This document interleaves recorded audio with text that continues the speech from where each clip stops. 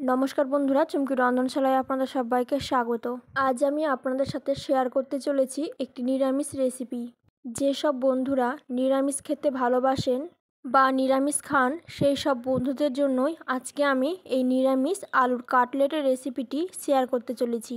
খুব সহজ পদ্ধতিতে বানানো যায় এই আলুর কাটলেট, আর খেতেও হয় খুব সুস্বাদু। তাহলে আসুন দেখে নেওয়া যাক।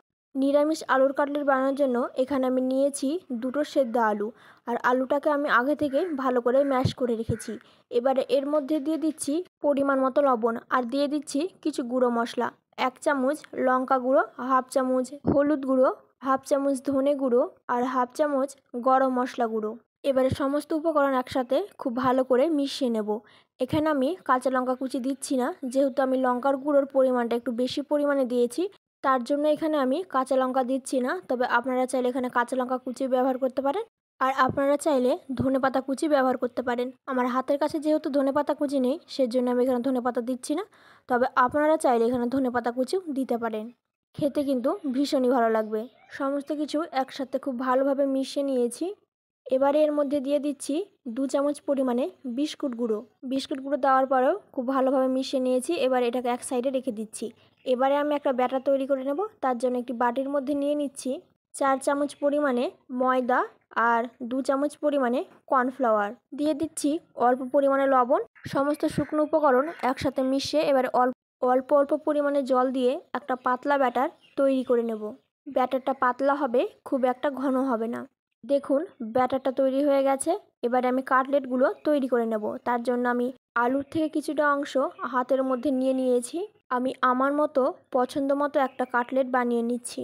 আপনারা আপনাদের পছন্দ মতো যে কোনো শেপের বানিয়ে নিতে পারেন। আমি সামান্য আলু নিয়ে হাতের মধ্যে গোল করে নিয়েছি। তারপর থালার মধ্যে রেখে দুই সাইডে এরকম চেপে চেপে একটা শেপের বানিয়ে নিচ্ছি। এই কাটলেটটা রেডি হয়ে গেল। সেম পদ্ধতিতে আমি বাকি কাটলেটগুলো বানিয়ে নেব। এবারে আমি কাটলেটগুলো কোট করে নেব। তার জন্য প্রথমে যে আমি ব্যাটারটা তৈরি করে রেখেছিলাম, তার মধ্যে আমি কাটলেটটাকে দিয়ে দিলাম। তারপর তুলে নিয়ে আমি বিস্কুট গুঁড়োর মধ্যে কোট করে নিচ্ছি। বিস্কুট গুঁড়োর মধ্যে কোট করা হয়ে গেছে, আমি আবারও ব্যাটারের মধ্যে দিয়ে দিচ্ছি। তারপরে আবারও তুলে আমি বিস্কুট গুঁড়োর মধ্যে কোট করে নিচ্ছি। এখানে আমি ডাবল কোট করছি, আপনারা চাইলে সিঙ্গেল কোটও করতে পারেন। এইভাবেই আমি সমস্ত কাটলেটগুলোকে তৈরি করে নেব। আগে থেকে তেল আমি ভালো করে গরম করে নিয়েছি। এবার একটা একটা করে কাটলেট আমি দিয়ে দিচ্ছি। লো মিডিয়াম ফ্লেমে 2 মিনিট ভেজে নিলেই কাটলেট কিন্তু তৈরি। দেখুন আমি কাটলেটগুলোকে উল্টে পাল্টে লাল করে ভেজে নিয়েছি। খুব সুন্দর একটা রং চলে এসেছে। এবার আমি কাটলেটগুলোকে তুলে গরম গরম সার্ভ করছি। আপনারা চাইলে এটা টমেটো সসের সাথেও খেতে পারেন, আবার চাইলে কাসুন্দির সাথেও খেতে পারেন। খেতে কিন্তু দুর্দান্ত হয়। আমার আজকের এই নিরামিষ আলুর কাটলেটের রেসিপি আপনাদের কেমন লাগলে অবশ্যই আমাকে জানাবেন। ভালো লাগলে লাইক ও শেয়ার করার অনুরোধ রইল।